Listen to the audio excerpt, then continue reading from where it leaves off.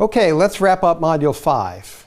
In doing so, I want to take a few minutes to do some important things. Number one, I want to say a few words about the difference between markets and industries, which lies at the heart of many of the flash sales failures, I believe. Number two, I want to examine the circumstances under which I think a Zara-like scarcity model could work for you. I want to suggest some optional reading, as always. And I want to give you an assignment to help you identify a scarcity business that might work in India and perhaps by analogy in the place where you are. Okay, so let's get started. In my first book, The New Business Road Test, way back in 2003, I developed a framework for effectively assessing entrepreneurial opportunities in a disciplined and thoughtful manner so you don't miss things that could kill you. After all, you might as well invest your entrepreneurial time and talent in a business with a good chance for success rather than in a no-hoper. Now, there are a couple of lessons therein that I think shed some light on this flash sales fiasco that we've seen. The first of those lessons is this: markets and industries are different things. Markets consist of customers, people you hope will buy your stuff. Industries consist of competitors, those who are going to sell other things like you're going to sell. But entrepreneurs, and often investors as well, get these two things confused, and they get mesmerized by the large and fast-growing markets they think about serving, and they forget to ask whether the industry is attractive. It's an important point. So here's the framework. As you can see, to assess an opportunity, you want to know some things. You want to know whether the market is attractive, both from the 30,000-foot level, the macro level as I call it, and in terms of the particular market segment you've identified, kind of one customer at a time. Are those customers likely to buy your stuff, and is there some evidence they will do so?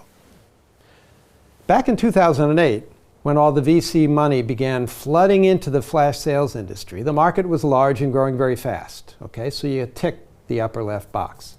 And recession-battered consumers were thrilled to find fashion apparel online at fantastic pricing. Okay, so you tick the bottom box too on the left-hand side.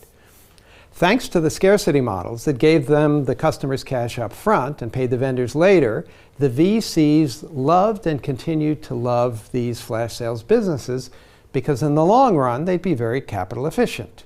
And that's something most VCs would like to find more of. You heard that from Bruce Golden earlier in this MOOC. So there was lots to like here on the market side. But what about the industry? At the macro level, industries are attractive. That is, most companies in them make good money when the following tests hold. They're attractive when there are high barriers to entry to keep competitors out. But in flash sales and apparel, anybody could enter if they had a cousin in the apparel business and could build a website. Okay, big problem there. They're attractive when there's a low threat of substitutes. But of course, for apparel, there are many other ways to buy apparel, right? Not so good here either. They're attractive when suppliers have little power to squeeze you. The supply of closeouts in the apparel industry is scarce in better times, right? So that's not good either. They're also attractive when buyers have little power to squeeze you. Now, this one's probably neutral, but of course, competitors online are only a quick trip to the shopping mall or a click on the internet away.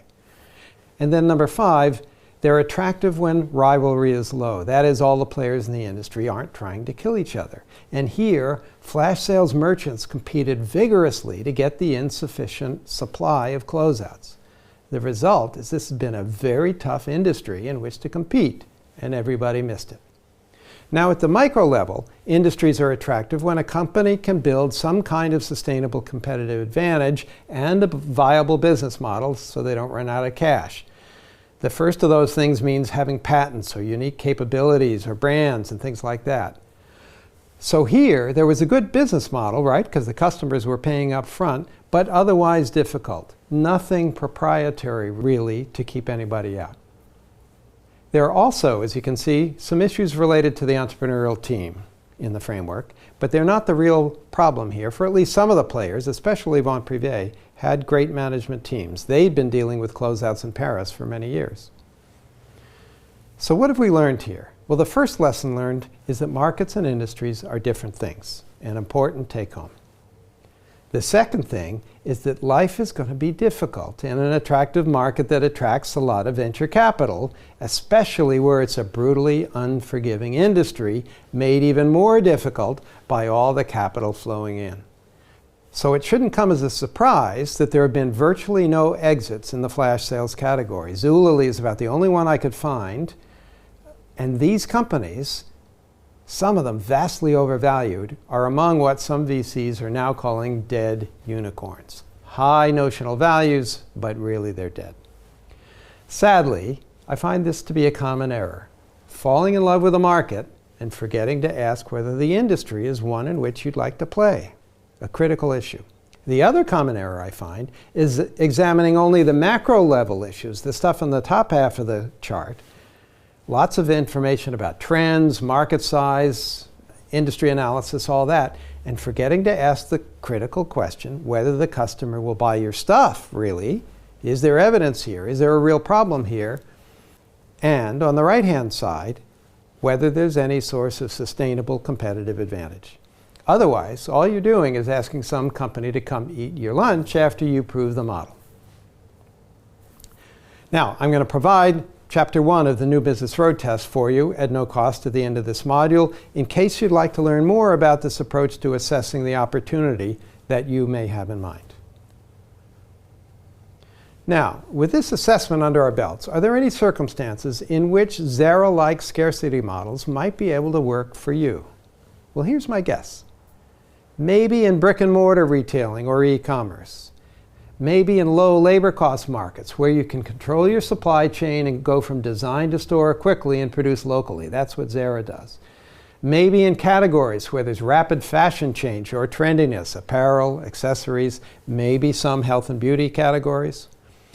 And maybe where suppliers are fragmented, not concentrated, and where the local distribution channels in the category are fragmented as well. So maybe places like Turkey or India or China or Africa, maybe those are places where this kind of stuff will work. Scarcity is endemic there, as we know, so we'll see. And if one of you figures out how to do this in one of those markets, please let me know. Okay, so what about optional reading in the scarcity arena? My suggestion is that you read New Business Road Test Chapter 1, which I'll give you free to download here. That's going to give you some fundamentals you need. Now, let's get ready for one more assignment. Here's what I'd like you to do. I'd like you to download the app of a company in India called Myntra.com. That's spelled M-Y-N-T-R-A, Myntra.com. It's an Indian provider of lifestyle products. I'd like you to explore the site so you can see what they sell. You can log on there.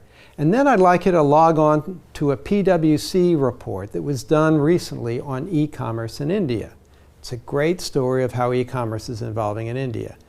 And using the market and industry portions of the 7 domains framework to structure your analysis, I'd like you to write a 2-page report, no longer please, on whether you believe a scarcity apparel retailer like Zara or a flash sales apparel retailer like Vente Privée is or is not an attractive opportunity to start in India today. And then, of course, submit it in the usual way. If you're not doing this course for credit, I suggest you do that work as well.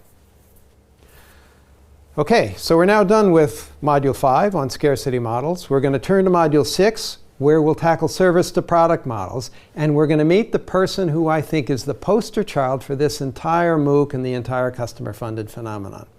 He started a business called Go Viral in Copenhagen in 2003 with no investment and sold it nearly 10 years later for nearly $100 million without raising any VC along the way. It's quite a story. You're going to love it. You'll find a short version of it in the Customer Funded Business, Chapter 7, which those of you who are reading along might want to read next.